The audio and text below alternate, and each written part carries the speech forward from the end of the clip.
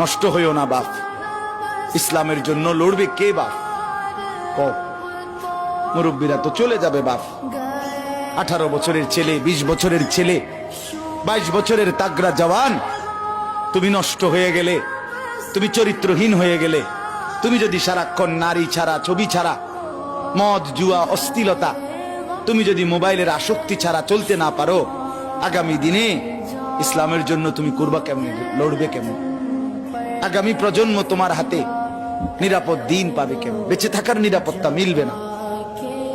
বেঁচে থাকা 53 বছর বাংলাদেশের বয়স, 53 বছরের সমাজে বেনামাজির সংখ্যা যদি এত বেশি হয়, 53 বছরের ভিতরে মোবাইলে আসক্ত যুবকের সংখ্যা যদি এত বেশি হয়, 53 বছরের ভিতরে বেপর্দা নারীর পরিমাণ যদি এত বেশি হয়, এত মসজিদ মাদ্রাসা চারদিকে থাকার পরেও যদি এই মসজিদ মাদ্রাসা ষড়যন্ত্রের কারণে কমে যায়,